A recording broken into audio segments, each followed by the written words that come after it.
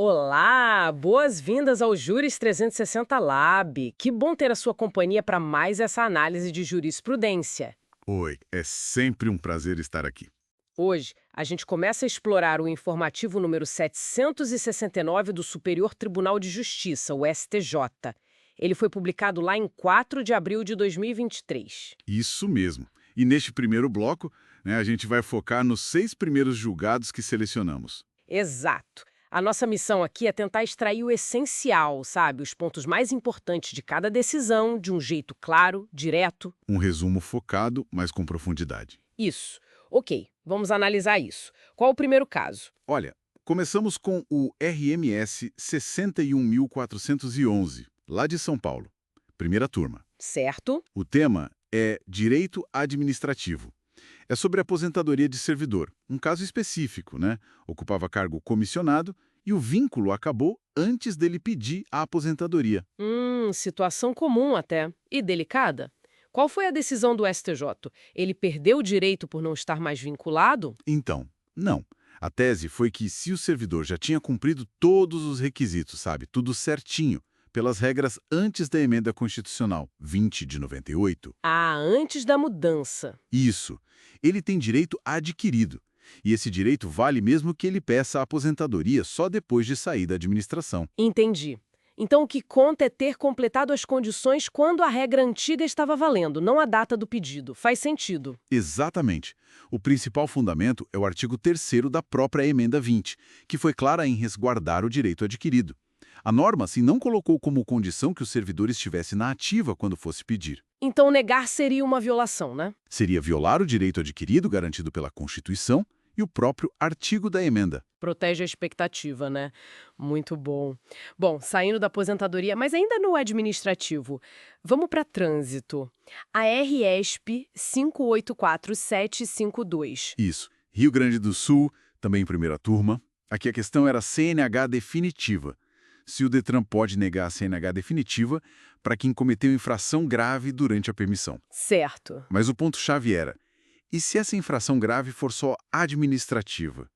Tipo, não transferir o veículo no prazo do artigo 233 antigo do CTB. Ah, essa era a dúvida. Se precisava ser uma infração de volante, digamos, ou se uma administrativa já barrava. Qual foi a posição? Pois é, o STJ disse que sim, pode negar. Ele basicamente se alinhou a uma decisão do STF, o Supremo, sabe?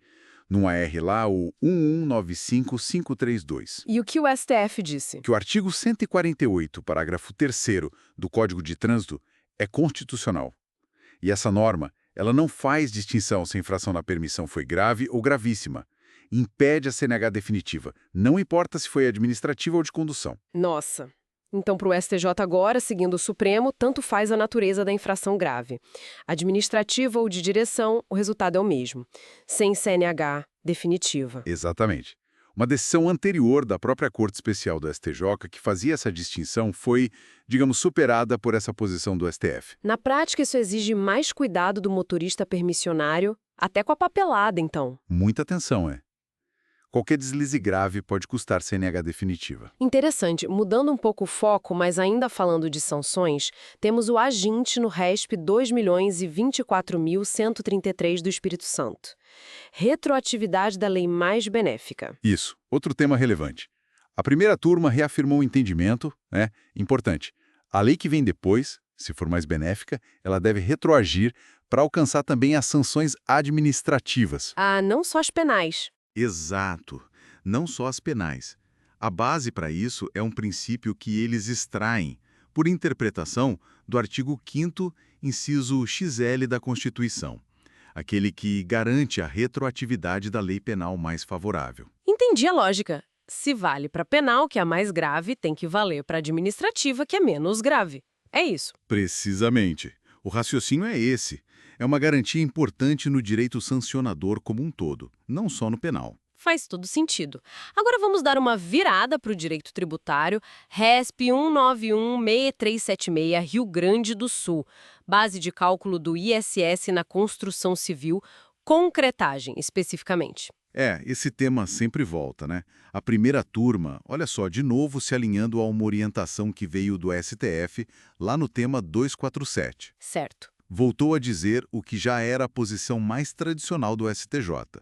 A base de cálculo do ISS é o preço total do serviço de construção. Não pode sair deduzindo o valor dos materiais usados. Mesmo que os materiais sejam uma parte grande do custo. Nenhuma brecha? A exceção é bem específica.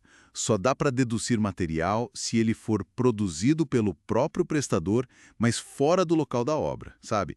E tem que ser vendido separadamente com o ICMS incidindo sobre ele. Entendi. Fora isso, a regra geral é: o ISS pega o valor cheio do serviço que foi contratado, sem tirar os materiais. Bem claro. Ainda em tributário, mas agora com um pé no processo. Aginte no RESP 2037876, também do Sul. Segunda turma, execuções fiscais de conselhos profissionais. Isso aí. A discussão foi sobre aplicar ou não as mudanças que a Lei 14.195 de 2021 trouxe. Essa lei mexeu no artigo 8º da Lei dos Conselhos, a 12.514. E o que ela mudou? Basicamente, ela definiu um valor mínimo para poder entrar com a execução fiscal e mandou arquivar as que já existiam abaixo desse valor. Então a dúvida era, essa regra nova que dificulta um pouco a cobrança para valores baixos, já vale para os processos que estavam rolando antes da lei? Exatamente. E a segunda turma diz que sim, vale. Aplicação imediata. A justificativa é que são regras de natureza processual, né? Elas definem ali as condições para a ação continuar. E regras processuais pegam os processos em curso. Isso. Então, se a lei nova diz, abaixo desse valor, arquiva, tem que arquivar mesmo os processos antigos que estão abaixo. Cita até um precedente, o RESP 2009-763. Traz uma clareza importante para a gestão dessas execuções, imagino. E para a gente fechar este bloco, RESP 1992514 do Ceará, segunda turma também. Voltamos para o tributário raiz, imposto de renda. Sim. O tema é se incide ou não imposto de renda sobre indenização por servidão administrativa. Sabe, quando, por exemplo, precisam passar uma linha de alta tensão na propriedade de alguém. Ah, sim. E aí paga uma compensação para o dono do terreno pela limitação. Essa grana paga IR? Então, o STJ decidiu que não incide. O entendimento é que esse valor tem natureza de indenização. Não é renda nova. Não é visto como um acréscimo patrimonial, que é o que o IR tributa, né? Artigo 43 do CTN. É mais uma recompensação pela perda pela limitação que a propriedade sofreu. É para reparar, não para gerar lucro. Entendido, natureza indenizatória pura. Bom, então, recapitulando rapidinho o que a gente viu aqui. Direito adquirido à aposentadoria mesmo fora do cargo. A questão da CNH definitiva em infração administrativa grave, que impede sim. A retroatividade da lei sancionadora mais benéfica, valendo para a área administrativa também. A base de cálculo do ISS na construção, que é o preço cheio, sem tirar material como regra. E a aplicação imediata das novas regras de valor mínimo para as execuções dos conselhos. E, por fim, que não incide IR na indenização por servidão administrativa. Ufa! Bastante coisa nesses primeiros 6 julgados do informativo 769. Foi uma análise densa, mas espero que tenha sido útil para quem nos ouve. Com certeza.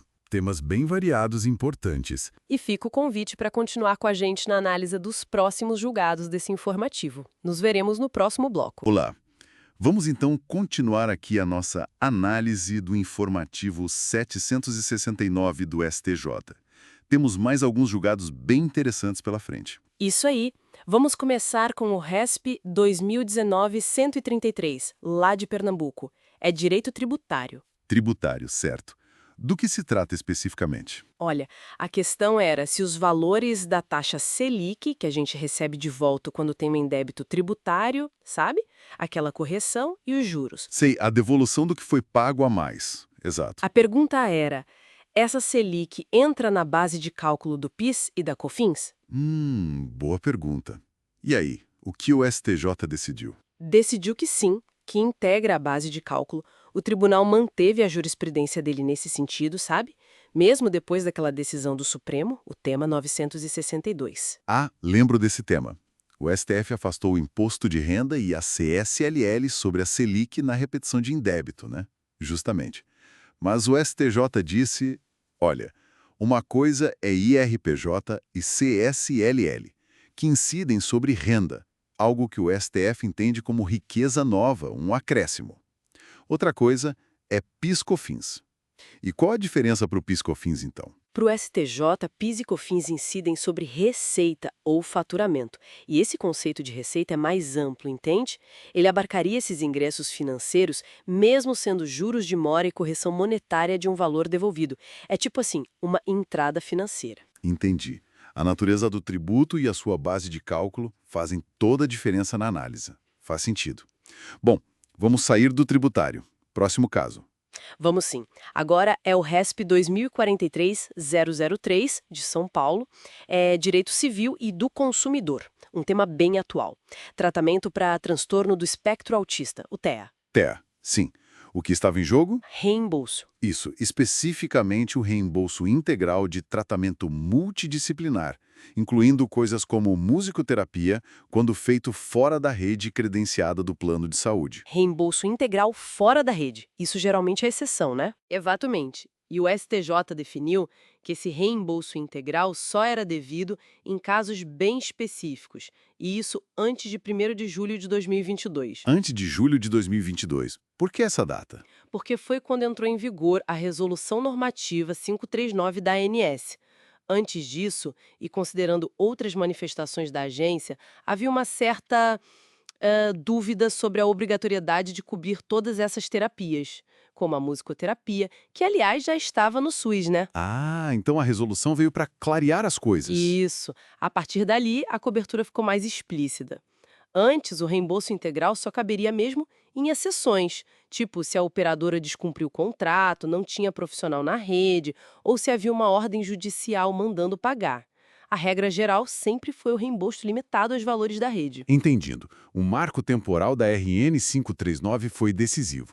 Bom, seguindo com a terceira turma, temos o RESP 1797109. Consumidor de novo, mas parece que com elemento internacional. Exato. Contrato de serviço de hotelaria, daqueles de adesão, sabe? Só que foi assinado no exterior. Os consumidores eram brasileiros, domiciliados aqui, e a empresa era estrangeira. A dúvida era: a justiça brasileira pode julgar um pedido de rescisão desse contrato? Contrato assinado fora, empresa de fora, mas o consumidor é daqui. Parece complexo. Mas a resposta do STJ foi que sim, a justiça brasileira é competente. O Código de Processo Civil, lá no artigo 22, inciso 2º, diz que a gente julga que ações de consumo se o consumidor mora no Brasil. Mesmo que tenha uma cláusula no contrato dizendo que o foro é lá fora. Mesmo assim, o STJ entendeu que essa cláusula de eleição de foro estrangeiro pode ser considerada abusiva, nula mesmo. Isso com base no Código de Defesa do Consumidor e no próprio CPC. Se a cláusula dificulta demais a defesa do consumidor, ela pode cair. Ótimo. Uma proteção importante para o consumidor brasileiro. Mudando de área agora, vamos para o processo civil com o RESP 2034-482. Penhora em dinheiro versus seguro-garantia judicial. Isso. A discussão era se o devedor pode pedir para substituir a penhora em dinheiro por um seguro-garantia judicial, mesmo contra a vontade do credor. E aí? Pode ou não pode? Dinheiro na mão é sempre preferível para o credor, imagino. Pois é, mas o STJ disse que pode sim. O CPC, no artigo 835, parágrafo 2º, ele equiparou o seguro-garantia e a fiança bancária a dinheiro, para esse fim de substituir a penhora. Ah, a lei equiparou. Sim, desde que o valor do seguro ou da fiança cubra o débito e mais 30%, né? Cumprido isso, o STJ entendeu que é um direito do devedor fazer a troca, para não ficar sem capital de giro, por exemplo. O credor só pode recusar se a garantia for, sei lá, insuficiente, tiver um defeito formal ou a seguradora não for idônea. Interessante. Equilibra a execução com a menor onerosidade para o devedor, então. Exatamente essa a ideia. Menor onerosidade sem prejudicar a garantia do crédito. Legal. Próximo. Vamos para o direito empresarial. RESP 1824891. Sociedades limitadas de grande porte. Isso. A pergunta era: essas sociedades limitadas, mesmo as grandes, são obrigadas a publicar suas demonstrações contábeis, igual às sociedades anônimas? Publicar em jornal, diário oficial, essas coisas. Exato. E a resposta do STJ foi não, não são obrigadas. Ué, mas elas não têm que seguir regras parecidas com as SAs em termos de contabilidade? Olha, a Lei 11.638 de 2007 realmente disse que elas precisam escriturar e elaborar as demonstrações financeiras como as SA e até fazer auditoria independente, mas a lei não falou nada sobre publicar. Não falou? Foi omissão? Pior, foi intencional, segundo o STJ. No projeto de lei original, a palavra publicação estava lá. Mas, durante a tramitação, ela foi retirada do texto final, do artigo específico. Nossa, então o legislador tirou de propósito. Foi essa a interpretação, silêncio intencional. Pelo princípio da legalidade, ninguém é obrigado a fazer o que a lei não manda. A ementa da lei até falava em divulgação, mas a ementa não cria obrigação, né? Então, as demonstrações ficam como documentos internos. Entendi perfeitamente. O detalhe da tramitação legislativa foi crucial. Bom, para fechar este bloco, um último julgado. Direito Civil, quarta turma, RESP 1742-102. Alienação fiduciária. Isso. Sabe quando o credor toma de volta o bem que estava em garantia? Tipo um carro financiado? Sei. E ele tem que vender esse bem, né? Exato. A lei manda vender. E a questão foi: quem tem que provar por quanto o bem foi vendido? O credor, que vendeu, ou o devedor, que perdeu o bem? Parece que quem vendeu deveria provar, né? Exatamente. O STJ confirmou que o ônus da prova é do credor fiduciário.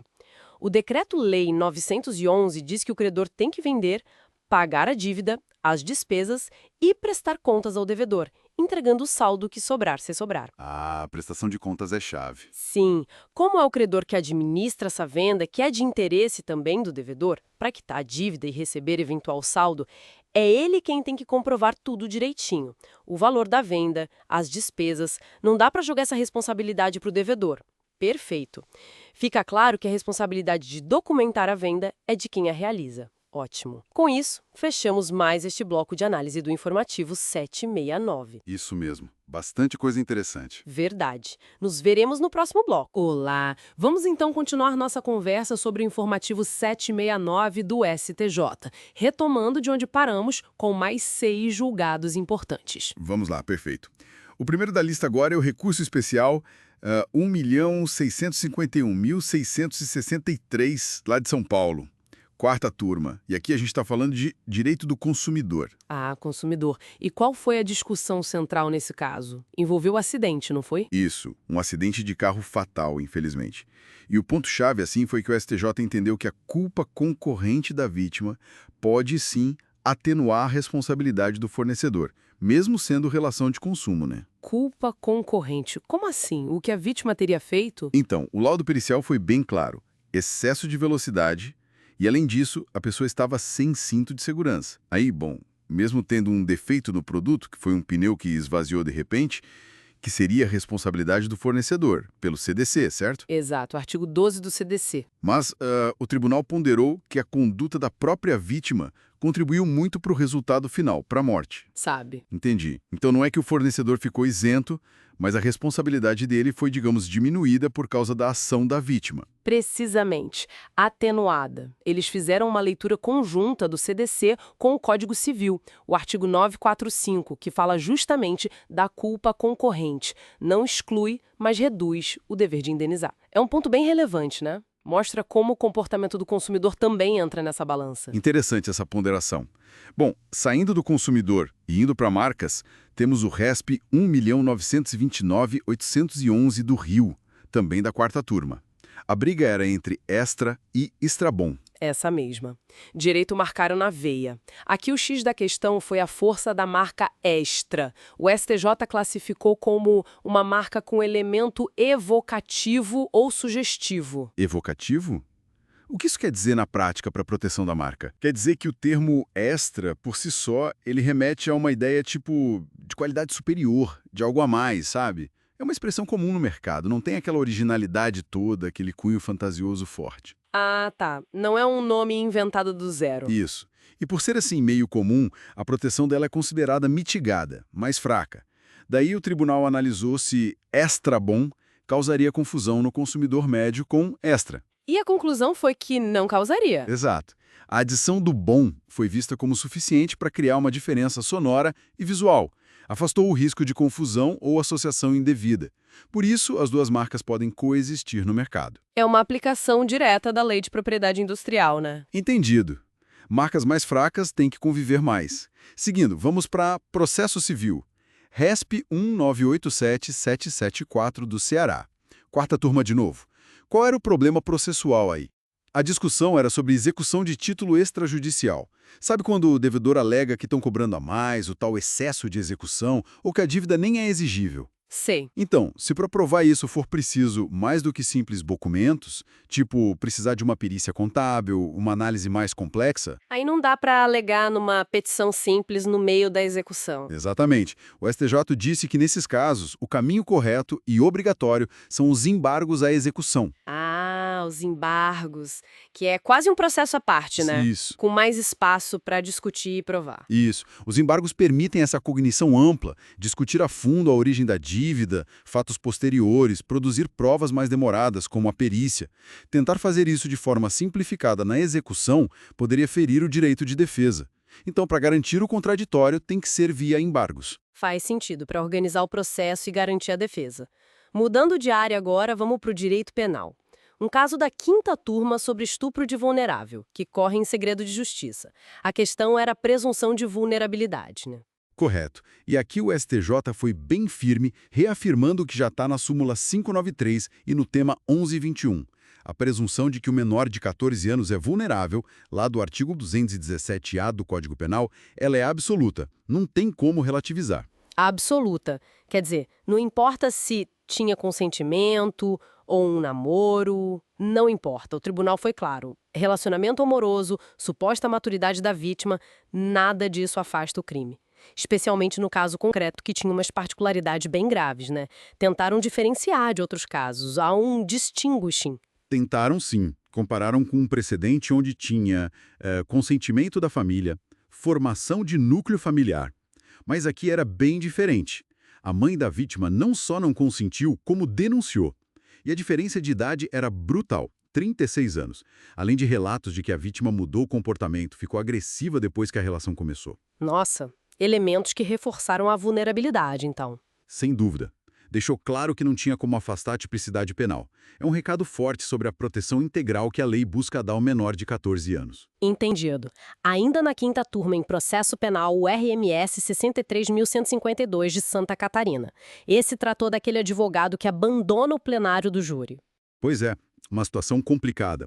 O STJ entendeu que o advogado que faz isso, que sai do plenário no meio do julgamento como uma tática de defesa, só porque discordou de alguma decisão do juiz ali na hora, E isso é considerado infração. sim, configura desrespeito ao dever profissional dele, ao munus público, e por isso justifica aplicar a multa do artigo 265 do Código de Processo Penal. Então, aquela estratégia de tumultuar para tentar anular o júri não cola. De jeito nenhum. O tribunal vê isso como um ato que prejudica a administração da justiça, causa atraso, custos para o Estado.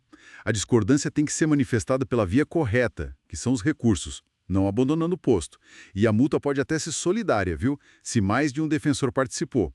Um recado bem direto sobre ética profissional. Para a gente fechar este bloco, o último julgado, HC 773-507, também de Santa Catarina, quinta turma. Extensão dos efeitos de decisão em habeas corpus. Isso, aquele artigo 580 do CPP, que permite que uma decisão boa para um réu, em HC, seja estendida para outros na mesma situação. O STJ veio para delimitar o alcance disso. E qual foi a delimitação? A extensão só vale para corréus que estão na mesma relação jurídico-processual original, ou seja, no mesmo processo. Ah, então não adianta pedir extensão se você está em outro processo, mesmo que a situação seja parecida? Tipo, outros presos na mesma unidade por fatos semelhantes. Exatamente. No caso analisado, o pedido veio de outros detentos, punidos por recusa ao trabalho também, mas cada um respondeu a um processo administrativo disciplinar diferente. Teve seu próprio recurso de agravo analisado separadamente. Eram relações jurídicas distintas. Entendi.